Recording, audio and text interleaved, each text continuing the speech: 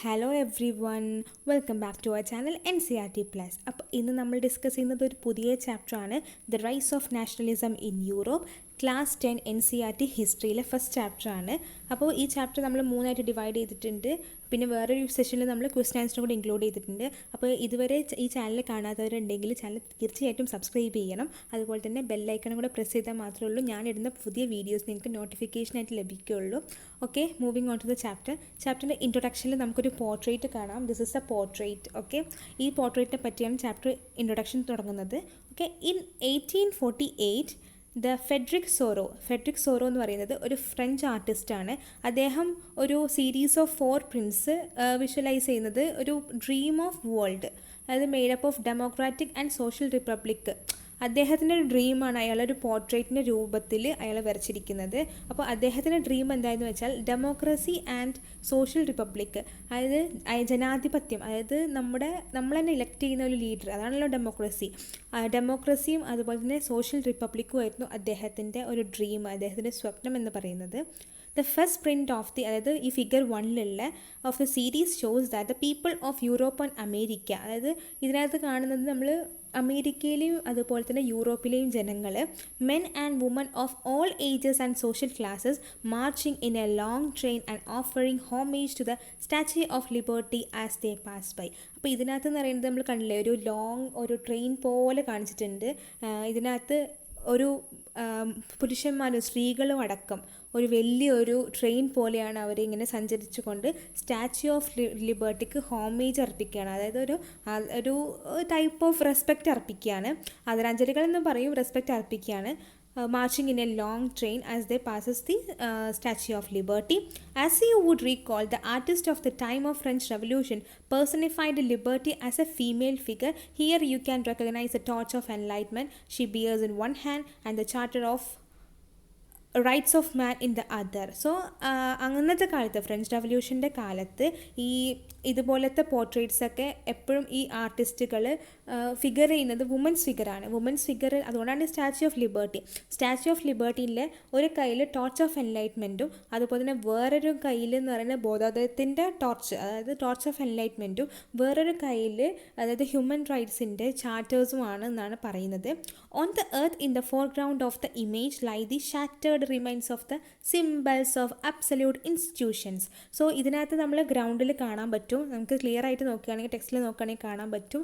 അതായത് അബ്സല്യൂട്ട് ആയിട്ടുള്ള ഇൻസ്റ്റിറ്റ്യൂഷൻ എന്ന് പറയുന്നത് നമ്മൾ മൊണാർക്കി ആണല്ലോ അന്നത്തെ കാലത്തൊക്കെ റൂൾ എന്ന് പറയുന്നത്. ആ റൂൾസിൻ്റെ ഓരോ സിംബൽസ്, അതായത് കിരീടങ്ങൾ, അതുപോലെ തന്നെ അവരുടേതായിട്ടുള്ള ചില കുത്തകകൾ ആണ് ആ ഗ്രൗണ്ടിൽ താഴെ കാണിച്ചിരിക്കുന്നത്. അതായത് ഫോർഗ്രൗണ്ടിൽ കാണിച്ചിരിക്കുന്നത് ഇതൊക്കെയാണ്. അതാണ് ഈ പോർട്രേറ്റിനെ കുറിച്ചിട്ട് വേറൊരു കാര്യം പറയുന്നത്. ഇൻ സോറോസ് യൂട്ടോപ്യൻ വിഷൻ, അദ്ദേഹത്തിൻ്റെ യൂട്ടോപ്യൻ വിഷൻ എന്ന് വെച്ചാൽ vision of society that is so ideal that is unlikely to actually exist. നമുക്കറിയാം ഐഡിയൽ ആയിട്ടുള്ള ഒരു കണ്ടീഷനാണ് അദ്ദേഹത്തിൻ്റെ യൂട്ടോപ്യൻ വിഷൻ എന്ന് പറയുന്നത്. ഐഡിയൽ എന്ന് പറയുന്നത് അത് ഇങ്ങനെ കേൾക്കാനും കാണാനൊക്കെ ഭയങ്കര രസമായിരിക്കും, but it is not practically applicable. Practically അത് ശരിക്കും ഉണ്ടായിരിക്കുന്നതല്ല. അദ്ദേഹത്തിൻ്റെ ഒരു ഐഡിയൽ വിഷനാണ് നമ്മൾ യൂട്ടോപ്യൻ വിഷൻ എന്ന് ഡിസ്ക്രൈബ് ചെയ്തിട്ടുള്ളത്. The people of the world are grouped as distinct nations identified through their flags and national costume. People, അതായത് ലോകത്തിലുള്ള മനുഷ്യന്മാരെല്ലാം അവരുടെ നാഷണൽ അനുസരിച്ച് അവരുടെ ഫ്ലാഗുകളും അതുപോലെ തന്നെ അവരുടെ നാഷണൽ കോസ്റ്റ്യൂം, അതായത് നാഷണൽ വസ്ത്രധാരണ രീതിയും ഒക്കെ വെച്ചിട്ടാണ് അവരെ നമ്മൾ വേറെ ഡിഫറെൻറ്റ് പീപ്പിൾസായിട്ട് കാണുന്നതാണ് യൂട്ടോപ്യൻ വിഷനിൽ പറയുന്നത്. Leading the procession way pass the Statue of liberty are the United States and Switzerland in which this time was already nation States. So ഏറ്റവും ലീഡ് ചെയ്യുന്നത് അത് നമുക്കിവിടെ കാണുന്നില്ല. നമുക്ക് ഇവിടെ ഒരു ഫ്രാൻസിൻ്റെ സിമ്പിൾ, ഒരു ഫ്ലാഗ് മാത്രമേ കാണുന്നുള്ളൂ. പക്ഷേ നമുക്ക് ശരിക്കും ക്ലിയർ ആയിട്ട് നോക്കിയാൽ മനസ്സിലാക്കും, അതായത് ഗൂഗിളൊക്കെ ചെയ്താൽ മനസ്സിലാക്കും, ഈ ഫസ്റ്റ് ലീഡ് ചെയ്യുന്നത് സ്വിറ്റ്സർലാൻഡും അതുപോലെ യുണൈറ്റഡ് സ്റ്റേറ്റ്സുമാണ്. കാരണം എന്ന് വെച്ചാൽ USA അവരായിരുന്നു അന്നത്തെ കാലത്ത് നാഷൻ സ്റ്റേറ്റ്, ദേശീയത നിറഞ്ഞിട്ടുള്ള സ്റ്റേറ്റുകൾ എന്ന് പറയുന്നത് സ്വിറ്റ്സർലൻഡും അതുപോലെ തന്നെ അമേരിക്കയുമായിരുന്നു. The France is identified by the revolutionary tricolor has just reached the same statue. Okay, France നമുക്കറിയാം, ഫ്രാൻസിൻ്റെ ഒരു ഫ്ലാഗ് എന്ന് പറയുന്നത് ഇതാണ്. ഇത് ജസ്റ്റ് ഈ സ്റ്റാച്യു ഓഫ് ലിബർട്ടീനെ എടുത്തെത്തി എന്നാണ് ഈ ഫോട്ടോയിൽ നമ്മൾ കാണുന്നത്. ഫ്രാൻസിൻ്റെ ഫ്ലാഗ് എന്ന് പറഞ്ഞാൽ ട്രൈ കളേർഡ് ഫ്ലാഗാണ്. She is followed by the peoples of Germany bearing the black red and golden flag. So അവരെ പിന്തുടരുന്നത് ജർമ്മനിക്കാരായിരുന്നു. Black red and golden yellow colour ഫ്ലാഗാണ്. അപ്പോൾ ഇതും പറയുന്നുണ്ട്. The German people did not get exist as a united nation. ആ സമയത്ത് Germany എന്ന് പറയുന്നത് ഒരു യുണൈറ്റഡ് നേഷൻ, അതായത് ഒരു നേഷൻ സ്റ്റേറ്റ് ആയിട്ട് മാറിയിട്ടുണ്ടായിരുന്നില്ല. The flag they carry is an expression of liberal hopes in 1848 to unify the numerous German speaking principalities into a nation state under a democratic constitution. Okay, ഈ ജർമ്മനിയുടെ ഇതെന്താണെന്ന് വെച്ചാൽ liberal ഹോപ്സിനെ പറ്റിയും 1848 എന്നിട്ട് ഒരുപാട് German speaking പ്രിൻസിപ്പാലിറ്റിക്സ് ഒക്കെ form ചെയ്തിട്ട് ഒരു നാഷണൽ സ്റ്റേറ്റ് ആയിട്ട് മാറി ഒരു ഡെമോക്രാറ്റിക് കോൺസ്റ്റിറ്റ്യൂഷനായി ഫോം ചെയ്യാനുള്ള ഒരു സിമ്പിളാണ് അവരുടെ ഈ ഫ്ലാഗിന് ശേഷം അവരുടെ ഒരു എന്ന് പറയുന്നത് ഇതായിരുന്നു. കാരണം ജർമ്മനി അന്നത്തെ കാലത്ത് ഒരു നാഷണൽ സ്റ്റേറ്റ് ആയിരുന്നില്ല. അതുപോലെ തന്നെ അവർ 1848 ലിബറൽ ഹോപ്സ് ഒക്കെ എക്സ്പ്രസ് ചെയ്തതൊക്കെയാണ് നമ്മൾക്ക് ഈ ഫ്ലാഗിൽ നിന്ന് പ്രത്യേകം ഫ്ലാഗിൽ എക്സ്പ്രസ് ചെയ്യുന്നതാണ്. Followed by the German people are the peoples of Austria Kingdom of Two Sicilies, അതായത് വേറൊരു രാജ്യമാണ്. അതുപോലെ തന്നെ Lombardy, Poland, England, Ireland, Hungary and Russia. ഇതിനെയൊക്കെ പിന്തുടരുന്നത് ആദ്യം നമ്മൾ പറഞ്ഞു ആരൊക്കെയുണ്ട്, അമേരിക്കയുണ്ട്, പിന്നെ അതുപോലെ തന്നെ സ്വിറ്റ്സർലാൻഡ് ഉണ്ട്. അതിനെ ഫോളോ ചെയ്തിട്ടുള്ളത് നമ്മൾ ഫ്രാൻസ് ആയിരുന്നു. ഫ്രാൻസിന് ശേഷം ജർമ്മനി ഫോളോ ചെയ്തിട്ടുള്ള Austria, England, Poland, Ireland, Hungary etcetera അങ്ങനത്തെ കുറച്ച് കൺട്രീസിൻ്റെ പേരൊക്കെ നമ്മൾ പറഞ്ഞിട്ടുണ്ട്. From the heavens above the Christ saints and angels gaze upon the scene. അപ്പോൾ നമുക്ക് മുകളിൽ കാണാൻ പറ്റും ക്രൈസ്റ്റ് ഉണ്ട്, ജീസസ് ക്രൈസ്റ്റ് ഉണ്ട്, അതുപോലെ തന്നെ അവിടെ കുറച്ച് ഏഞ്ചൽസ് മാലാഖമാരുണ്ട്. ഇതെല്ലാം അവരെല്ലാവരും ഈ സീൻ ഇങ്ങനെ നോക്കിക്കൊണ്ടിരിക്കുകയായിരുന്നു എന്ന് പറയുന്നുണ്ട്. They have been used the artist to symbolise the fraternity among the nations of the world. അപ്പോൾ ഇത് ശരിക്കും എന്ന് വെച്ചാൽ ഫ്രറ്റേണിറ്റി കാണിക്കാൻ വേണ്ടിയിട്ടാണ് അവർ മെയിനായിട്ട് ഈ ആർട്ടിസ്റ്റൊക്കെ ഈ ജീസസ് ക്രൈസ്റ്റും അതുപോലെ തന്നെ മാലാഖമാരെ കൊണ്ട് ഉദ്ദേശിച്ചത്. ഫ്രറ്റേണിറ്റി എന്ന് വെച്ചാൽ സാഹോദര്യം എന്നാണ് മീനിങ് ഉള്ളത്. This chapter will deal with many of the issues visualised by the Sorrieu in figure 1. During the 19th century, the nationalism emerged as a force which brought about the sweeping changes in the political and mental world of Europe. അപ്പോൾ 19th സെഞ്ച്വറിൻ്റെ തുടക്കത്തിൽ ഈ nationalism, അതായത് ദേശീയത എന്ന് പറയുന്നത് emerge ചെയ്തു, അതായത് ഉത്ഭവിക്കപ്പെട്ടു. ഇന്ന് എങ്ങനെയാണെന്ന് വെച്ചാൽ അവർ പിന്നെ അതിന് ശേഷം പൊളിറ്റിക്കൽ ആൻഡ് മെൻ്റൽ വേൾഡ് തന്നെ മാറ്റിയെടുത്തു. യൂറോപ്പിൻ്റെ പൊളിറ്റിക്കലും അതുപോലെ തന്നെ രാഷ്ട്രീയമായിട്ടുള്ളത് അതുപോലെ തന്നെ മാനസികപരമായിട്ടുള്ള ആ ഒരു ലോകം തന്നെ മാറ്റിയെടുത്തു എന്നാണ് പറയുന്നത്. എന്തിൻ്റെ എമേർജ്? നാഷണലിസം, ദേശീയതയുടെ എമേർജ് വന്നതിന് ശേഷം. The end result of these changes was the emergence of national state in place of A multi national dynastic empires of the Europe. നമുക്കറിയാം അന്നത്തെ കാലത്തൊക്കെ യൂറോപ്പ് ഭരിച്ചിരുന്നത് മൊണാർക്കി റൂളായിരുന്നു. ഒരുപാട് ഡൈനാസ്റ്റികളൊക്കെ ആയിരുന്നു അത് ഭരിച്ചിരുന്നത്. അപ്പോൾ ഈ നാഷണലിസത്തിൻ്റെ എമർജൻസ് കാരണം നമുക്ക് പര്യവസാനം എന്തായിരുന്നു വെച്ചാൽ നാഷൻ സ്റ്റേറ്റ് ആയിട്ട് മാറി. അതായത് യൂറോപ്പിന് ഏകദേശം ഒരു നാഷൻ സ്റ്റേറ്റ് ആയിട്ട് മാറി എന്നുള്ള പ്രത്യേകതയാണ് മെയിനായിട്ട് കാണിക്കുന്നത്.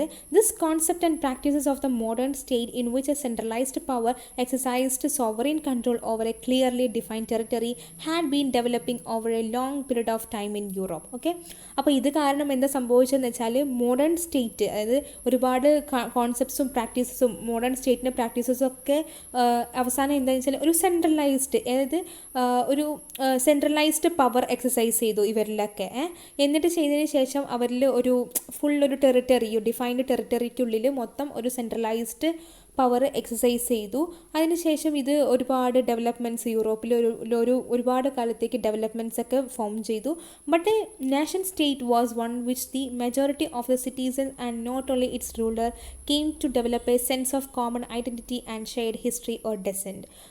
എന്ന് വെച്ചാൽ ഒരു നാഷൻ സ്റ്റേറ്റ് എന്ന് പറയുന്നത് എന്താണെന്ന് വെച്ചാൽ മെജോറിറ്റി ഓഫ് സിറ്റീസൻസ്, അതായത് റൂളേഴ്സ് മാത്രമൊന്നുമല്ല, ഫുൾ സിറ്റീസൻസും ഒരു സെൻസ് ഓഫ് കോമൺ ഐഡൻറ്റിറ്റി, എല്ലാവർക്കും ഒരു ഏകത്വം, എല്ലാവരും ഒരുപോലെയാണ്, അല്ലാതെ ഒരു കോമൺ ഐഡൻറ്റിറ്റി വരികയും അതിനുശേഷം അവരുടെ ഹിസ്റ്ററി എന്താണെന്നും ഡിസെൻഡൻ്റ് എന്താണെന്നൊക്കെ ഒരു സെയിം, അതായത് ഏകത്വം എന്നാണ് അവരുടെ നാഷൻ സ്റ്റേറ്റ് കൊണ്ട് അവർ മെയിനായിട്ട് ഉദ്ദേശിക്കുന്നത്.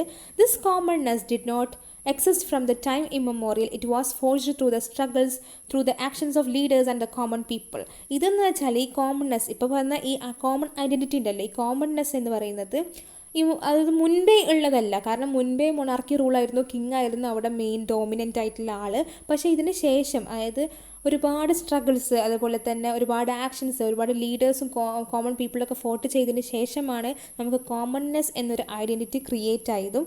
This chapter will look at the diverse process through which the nation states and the nationalism came into being in the 19th century in Europe. അപ്പോൾ നമ്മൾ നെക്സ്റ്റ് ഡിസ്കസ് ചെയ്യുന്നത് എന്ന് വെച്ചാൽ French revolution and the idea of നാഷനാണ്. French റെവല്യൂഷനും അതുപോലെ തന്നെ nation, അതായത് ഒരു ദേശം എന്നുള്ളൊരു ഐഡിയൻ്റെ കുറിച്ച് നമ്മൾ ബേസിലാണ് ഡിസ്കസ് ചെയ്യുന്നത്. The first clear expression of the nationalism came with the French Revolution in 1789. നമുക്കറിയാം ഫ്രഞ്ച് റെവല്യൂഷൻ നടന്നത് 1789 ആ ഒരു സമയത്താണ് ശരിക്കും സത്യം പറഞ്ഞാൽ ഈ നാഷണലിസം, ദേശീയത എന്നൊരു കോൺസെപ്റ്റ് തന്നെ വന്നത്. As you would remember, a full fledged territorial state in 1789 under the rule of an absolute monarch. അപ്പോൾ നമുക്കറിയാം 1789 ഫുള്ളി, അതായത് മൊത്തം നമ്മുടെ മൊണാർക്കി റൂളായിരുന്നു ഉണ്ടായിരുന്നത്. എപ്പോഴും നമ്മൾ ഫ്രാൻസ് ഭരിച്ചിരുന്നത് ഒരു absolute മൊണാർക്കായിരുന്നു. The political and constitutional changes that came in the wake of French Revolution led to the transfer of sovereignty from the monarchy to the body of French citizen. So ഇതിന് ശേഷം ഈ French റെവല്യൂഷന് ശേഷം ഒരുപാട് political as well as constitutional changes occur ചെയ്തു. അതിന് ശേഷം നമ്മുടെ ഈ ഫ്രഞ്ചിലുള്ള മൊണാർക്കി റൂള് ആർക്ക് കൊടുത്തു? അത് ഫ്രഞ്ച് സിറ്റീസൺസാണ് അവർ ഏറ്റെടുത്തിട്ടുണ്ടായിരുന്നത്. Okay. The revolution proclaimed that it was the people who would henceforth constitute the nation and shape its destiny. അപ്പോൾ ഈ റെവല്യൂഷൻ്റെ മെയിൻ ക്ലെയിം എന്താണെന്ന് വെച്ചാൽ പീപ്പിൾ ആയിരുന്നു അതിന് ശേഷം നാഷനെ കോൺസ്റ്റിറ്റ്യൂട്ട് ചെയ്യുന്നതും അതുപോലെ തന്നെ എന്താണ് ഡെസ്റ്റിനി എന്നുള്ളത് ഷേപ്പ് ചെയ്തതും കോമൺ പീപ്പിൾസ് ആയിരുന്നു, അതായത് ഫ്രഞ്ച് സിറ്റീസൺസ് ആയിരുന്നു. From the very beginning, the French revolutionists introduced the various measures and practices that would create a sense of collective identity among the French people. അപ്പം തുടക്കത്തിൽ തന്നെ എന്താണെന്ന് വെച്ചാൽ ഫ്രഞ്ച് റെവല്യൂഷണറീസ് ഒരുപാട് ഈ മെഷേഴ്സും പ്രാക്ടീസസൊക്കെ ഇൻട്രൊഡ്യൂസ് ചെയ്തു. കാരണം ഒരു കളക്റ്റീവ് ഐഡൻറ്റിറ്റി കൊടുക്കാൻ വേണ്ടിയിട്ട് ഫ്രഞ്ച് പീപ്പിളിൻ്റെ ഇടയിൽ ഒരു കൂട്ടം ആൾക്കാർക്ക് ഒരു കളക്റ്റീവ് ഒരു ഐഡൻറ്റിറ്റി കൊടുക്കാൻ വേണ്ടിയിട്ടായിരുന്നു. ദ ഐഡിയാസ്, അതിൻ്റെ കുറച്ച് ഐഡിയാസാണ് പറയുന്നത്. ദ ഐഡിയാസ് ഓഫ് ലാ പാട്രി, അതായത് the fatherland and La Citoyenne, the citizen, emphasized the nation as a united community enjoying the equal rights under the constitution. അവരുടെ ഈ ഇക്വാലിറ്റി, കോമൺനെസ് എന്നൊക്കെ പറയുന്ന ആ ഒരു ഇതിൻ്റെ ഫസ്റ്റ് ഐഡിയ എന്ന് വെച്ചാൽ ലാ പാട്രി, അതായത് ഫ്രഞ്ചിന് ഒരു ഫാദർ ലാൻഡ് ആയിട്ടും അതുപോലെ തന്നെ ലാ സിറ്റിയൻ, അതായത് സിറ്റിസൺഷിപ്പ്, എല്ലാവർക്കും ഓരോ സിറ്റിസൺഷിപ്പും ഈക്വാലിറ്റി റൂളൊക്കെ കോൺസ്റ്റിറ്റ്യൂഷൻ കൊടുക്കുന്നതായിരുന്നു. അപ്പോൾ നമുക്കറിയാം ലാ പാട്രി എന്നുള്ള ഫാദർ ലാൻഡാണ്. നമുക്കറിയാം നമ്മുടെ ഇന്ത്യ എന്നൊക്കെ പറയുന്നത് ഭാരതം എന്ന് പറയുന്നത് നമുക്ക് എപ്പോഴും ഭാരതം നമ്മൾ ഡിസ്ക്രൈബ് ചെയ്യുന്നത് ഭാരതാമ, അതായത് മദർ ലാൻഡ് ആയിട്ടാണ് നമ്മൾ ഡിസ്ക്രൈബ് ചെയ്തത്. അതുപോലെ തന്നെയാണ് ഫ്രഞ്ചിനെ അവർ ഫാദർ ലാൻഡ് ആയിട്ട്, അല്ലെങ്കിൽ ലാ പാട്രി എന്നും സിറ്റിസൺഷിപ്പ്, എല്ലാവർക്കും സിറ്റിസൺഷിപ്പ് എന്നൊരു കാര്യവും ഇൻട്രൊഡ്യൂസ് ചെയ്തത്. A new French flag, the tricolor, was chosen to replace the former royal standard. അപ്പോൾ ആദ്യം ഉണ്ടായിരുന്ന റോയൽ സ്റ്റാൻഡേർഡ് ഫ്ലാഗിനൊക്കെ പുതിയ ഒരു ഫ്രഞ്ച് ഫ്ലാഗ്, അതായത് ട്രൈകളർ ഫ്ലാഗ് തന്നെ റീപ്ലേസ് ചെയ്തു. The Estates General was elected by the body of active citizens and renamed the National Assembly. അപ്പോൾ estate ജനറലൊക്കെ elect ചെയ്തത് ആക്റ്റീവ് സിറ്റിസൺസ് ആയിരുന്നു. പിന്നെ അതിന് ശേഷം അത് നാഷണൽ അസംബ്ലി ആയിട്ട് മാറി. New hymens were composed, oaths taken and the martyrs commemorated, all in the name of the nation. എന്ന് വെച്ചാൽ പുതിയ സ്തുതിഗീതങ്ങൾ, ഹൈമൻസ് സ്തുതിഗീതങ്ങളൊക്കെ കമ്പോസ് ചെയ്തു. അതുപോലെ തന്നെ ഒരുപാട് ഓത്തുകളെടുത്തു. അതിനുശേഷം ഒരുപാട് മാർട്ടിയേഴ്സ്, അതായത് രക്തസാക്ഷികളൊക്കെ ആദരിക്കപ്പെട്ടു, അതായത് അനുസ്മരിക്കപ്പെട്ടു. അവർ മരിച്ചുപോയല്ലോ, അപ്പോൾ അവരൊക്കെ അനുസ്മരിക്കപ്പെട്ടു എന്ത് നാഷൻ്റെ പേരിൽ. Okay. A centralised administrative system was put in place and formulated uniform laws for all citizens within its territory. ഒരു അതിർത്തിയിൽ അല്ലെങ്കിൽ ഒരു ടെറിട്ടറിക്കുള്ളിൽ എല്ലാ പീപ്പിൾസിനും ഒരേ ലോസ് എല്ലാ കോമൺ സിറ്റീസൺസിനും ഫോർമുലേറ്റ് ചെയ്തു. Okay. The internal custom duties and dues were abolished. എന്ന് വെച്ചാൽ ഇൻറ്റേർണൽ കസ്റ്റം ഡ്യൂട്ടീസ് എന്ന് വെച്ചാൽ നമുക്ക് ഒരു സ്ഥലത്തേക്ക് കസ്റ്റംസിനെ പറ്റി നമുക്കറിയാം, അതായത് ഒരു സ്ഥലത്തേക്ക് ഇമ്പോർട്ട് ചെയ്യൽ എക്സ്പോർട്ട് ചെയ്യുന്നതിന് ഒരു സർട്ടൻ എമൗണ്ട് ഓഫ് റവന്യൂ വേണം. ആ റവന്യൂ ആണ് നമ്മുടെ കൺട്രിക്ക് ബെനിഫിറ്റ് ആയിട്ട്, അതായത് കൺട്രിക്ക് ഒരു ആഡായിട്ട് കൂട്ടുന്നത്. ആ റവന്യൂവിനെ ഒക്കെ കളക്ട് ചെയ്യുന്ന ആൾക്കാരാണ് ഇൻറ്റേർണൽ കസ്റ്റം ഡ്യൂട്ടീസ്. അപ്പം ഈ ഇൻറ്റേർണൽ കസ്റ്റം ഡ്യൂട്ടീസും അതുപോലെ കുടിശ്ശികൾ ഡ്യൂസൊക്കെ അത് അവർ അബോളിഷ് ചെയ്തു, അവർ നീക്കം ചെയ്തു. And the uniform system of weights and measures were adopted. അതായത് എല്ലാവർക്കും, അതായത് എല്ലാവർക്കും തുല്യതയോടുള്ള രീതിയിൽ ഉള്ള മെഷേഴ്സൊക്കെ അവർ അഡോപ്റ്റ് ചെയ്തു. Regional dialects were discouraged and the French as it was spoken and written in Paris became the common language of the nation. അപ്പോൾ നമുക്കറിയാം റീജിയണൽ ഡയലക്റ്റിക്സ് എന്ന് വെച്ചാൽ ഓരോ സ്ഥലത്തും ഓരോ കോമൺ ലാംഗ്വേജസ് ആണ് സ്പീക്ക് ചെയ്യുന്നത്. നമുക്കറിയാം നമ്മുടെ ഇന്ത്യയിൽ തന്നെ പല സംസാരങ്ങൾ അല്ലെങ്കിൽ പല ലാംഗ്വേജസാണ് നമ്മൾ സ്പോക്ക് ചെയ്യുന്നത്. അതേ സമയത്ത് തന്നെ റീജിയണൽ ഡയലക്ട് ഫ്രഞ്ചിലും അതുപോലെ തന്നെ ആയിരുന്നു. അപ്പോൾ റീജിയനായിട്ടുള്ള ഡയലക്റ്റിക്സും, അതായത് റീജിയനായിട്ടുള്ള ഓരോ ഭാഷകളൊക്കെ അവർ നീക്കം ചെയ്തിട്ട് ഫ്രഞ്ചാണ് സംസാരിക്കാനുള്ളതും അതുപോലെ തന്നെ പാരീസിലാണ് അവർ എഴുതിക്കൊണ്ടിരുന്നതും. അതാണ് ഈ നാഷൻ്റെ കോമൺ ലാംഗ്വേജ് എന്നും പ്രഖ്യാപിക്കുകയും ചെയ്തു. ഇതെല്ലാം ഈ ദേശീയത, അതായത് നാഷണലിസം ക്രിയേറ്റ് ചെയ്യാൻ വേണ്ടിയിട്ടുള്ള കുറച്ച് ഐഡിയാസ് ആയിരുന്നു. The revolutionaries further declared that it was the mission and the destiny of the French nation to liberate the people of the Europe from the despotism, in other words to help other peoples of Europe to become nations. അപ്പോൾ എന്താണെന്ന് വെച്ചാൽ ഇങ്ങനത്തെ റെവല്യൂഷണറീസിൻ്റെയൊക്കെ വേറെ ചിന്താഗതി എന്താണെന്ന് വെച്ചാൽ ഈ French നാഷണലെ പോലെ തന്നെ യൂറോപ്പിലുള്ള പല സ്ഥലങ്ങളിലുള്ള പീപ്പിളിനെയും ഇതുപോലത്തെ ആശയങ്ങൾ, ഐഡിയാസൊക്കെ പറഞ്ഞു കൊടുത്തിട്ട് അവരെ ഡിസ്പോട്ടിസം, അതായത് അവരെ ഇങ്ങനത്തെ രാജഭരണം അല്ലെങ്കിൽ ഇങ്ങനത്തെ മൊണാർക്കി റൂളിൽ നിന്നൊക്കെ എസ്കേപ്പ് ചെയ്യുക, അല്ലെങ്കിൽ അവരൊന്ന് ലിബറേറ്റ് ചെയ്യുക, അല്ലെങ്കിൽ അവരെ രക്ഷപ്പെടുത്തുക എന്നായിരുന്നു ഇവരുടെ മെയിൻ ഉദ്ദേശം.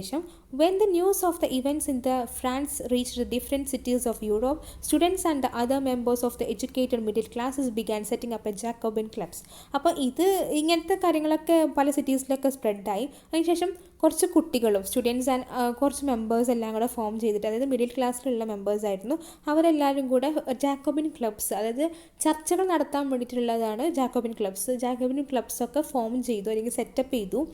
Their activities and campaigns prepared the way for the French armies which moved into the Holland, Belgium, Switzerland and much in Italy in 1790s. Okay, ഇവരുടെ ആക്ടിവിറ്റികളും അവരുടെ ഓരോ ക്യാമ്പയിനുകളൊക്കെ ആയിരുന്നു ഈ ഫ്രഞ്ച് ആർമീസിന് ഹോളണ്ടിലേക്കും ബെൽജിയത്തിലേക്കും സ്വിറ്റ്സർലൻഡിലേക്കും അതുപോലെ തന്നെ ഇറ്റലിയിലേക്കൊക്കെ മൂവ് ചെയ്യാൻ വേണ്ടിയിട്ട് സഹായിച്ചിരുന്നത്. Okay, with the outbreak of revolutionary wars the French armies began to carry the idea of nationalism abroad. Okay, ഈ ഒരുപാട് റെവല്യൂഷണറി യുദ്ധങ്ങൾ അല്ലെങ്കിൽ ഒരുപാട് ഇങ്ങനത്തെ യുദ്ധങ്ങൾ നടന്നതിന് ശേഷമാണ് ഫ്രഞ്ച് ആർമീസിന് നാഷണലിസം അവർക്ക് ഒരുപാട് എബ്രോഡൊക്കെ സ്പ്രെഡ് ചെയ്യാൻ പറ്റിയത്. ഓക്കെ, ഇതാണ് ഈ പേജിനകത്ത് പറയുന്നത്.